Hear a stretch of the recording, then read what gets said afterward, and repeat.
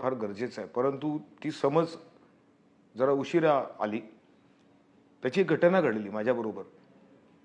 खूप फ्रस्ट्रेट झालो होतो आणि म्हटलं स्वतःला संपवायचं आता. कारण मुलाचं दुःख बघू शकत नाही आणि स्वतःच्या काळजाला खूप त्रास होतोय, की आपण मुलाला काही देऊ शकत नाहीये. बाप जिवंत आहे, कलाकार आहे मोठा, लोकं फोटो काढतात. परंतु त्याला त्याला जे अपेक्षित आहे असेल कदाचित मनातून, तो बोलून दाखवत नाही. खूप सात्विक स्वभावाचा आहे तो.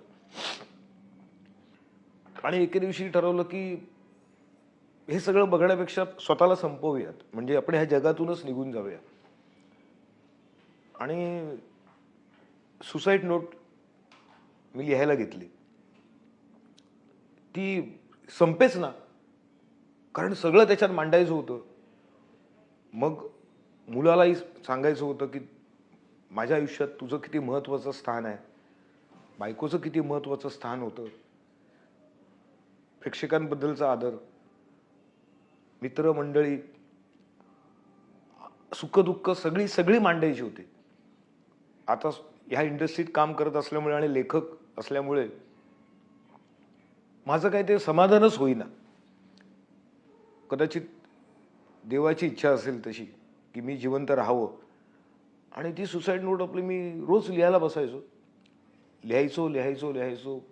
4 पानं झाली, 5 पानं झाली, 10 पानं झाली, 15 पानं झाली. ती काही संपतच नव्हती. एके दिवशी घरचं काहीतरी वाणसामान आणायला मी बाहेर आलो.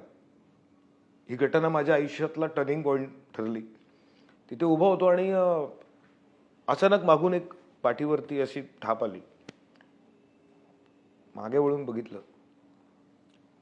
कारण तोपर्यंत कौतुक सोहळे वगैरे, तुम्ही छान ऍक्टिंग करता, वा वा तुमच्याबरोबर फोटो काढायचा वगैरे, ह्या सगळ्या गोष्टीचा ना कंटाळा आला होता. कारण मरण दिसत होतं. आता स्वतःला संपवायचं. त्या दिवशी तिथे उभा असताना मागून एक हात आला. मागे वळलो आणि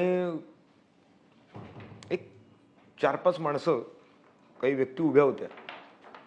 त्यांनी मला विचारलं, की भूषण कडू ना अभिनेता? म्हटलं हो. ते म्हणाले तुमचं काम बघतो आम्ही, खूप चांगलं काम करता वगैरे. ते म्हणाले ही काय अवस्था करून घेतली, असे कसे तुम्ही? म्हटलं हाय हो, जाऊ दे, सोडून द्या मला माझ्या मार्गावर. आणि ती जी 4-5 जी मंडळी होती, व्यक्ती उभ्या होत्या, त्यांच्यामध्ये एक सगळ्यात शेवटी एक व्यक्ती होती. त्यांचं नाव विकासदादा पाटील. ते स्वामी समर्थांचा मठ आमचा जो ठाण्यातला आहे, त्या मठाचे ते मठाधिपती आहेत. मी ओळखत नव्हतो, मला माहीत नव्हतं. आमची रांगडी भक्ती. जाता येताना देवळासमोर आपली एक नकळत नाही काय आपल्याला सवय झालेली आहे. आईवडिलांनी केलेले संस्कार आहेत. देऊळ दिसलं की पाया पडायचं किंवा क्या भगवान, काय नवस सायस तापास उपवास काहीच नाही. तर ते स्वामी समर्थांचा मठ तिथे त्यांचा, ते म्हणाले कडू असं नका वागू, तुम्ही चांगले कलाकार आहात, तुम्ही काम करा, उद्या आपल्या स्वामींच्या मठात या. माझी सुसाईड नोट आपली चालूच होती. मी म्हटलं बघू, मठात बोलवलं तर आपण जाऊन तर बघू काय काय फरक पडतोय.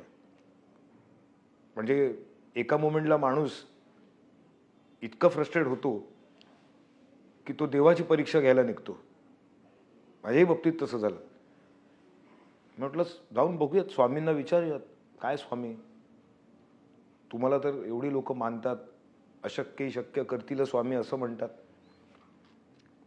गेलो स्वामींच्या मठात, स्वामींच्या वगैरे पाया पडलो, विकासदादा पाटीलला भेटलो आणि त्यांनी माझा ब्रेनवॉश करायला सुरुवात केली. ते म्हणाले आता रोज यायचं मठात, इथे या मठात. त्या दिवशी बरं वाटलं, जरा प्रसन्न वाटलं. त्यांच्याबरोबर काही गोष्टी शेअर केल्या आणि नकळत का होईना हळूहळू मठातली कार्यकारिणी जी मंडळी होती त्यांनी आणि विकासदादा पाटील यांनी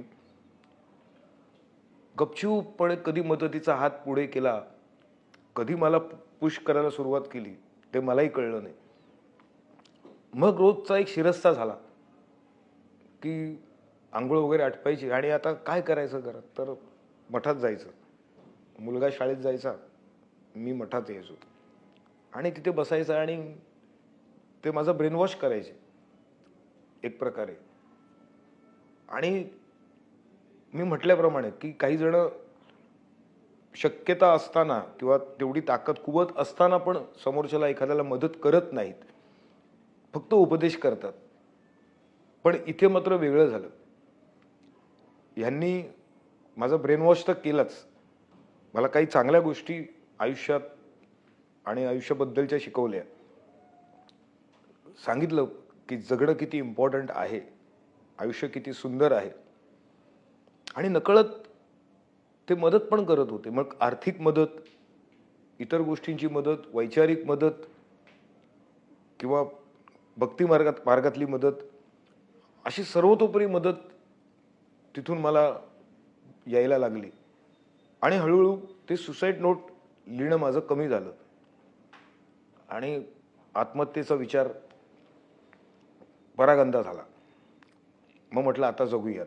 एवढी चांगली मंडळी आपल्याला सपोर्ट करतात तर आपल्याला जगणं आता गरजेचं आहे, कारण कुठेतरी त्यांची परतफेड करणं महत्त्वाचं आहे. आणि ती जर करायची असेल तर काम करणं हा एकमेव पर्याय.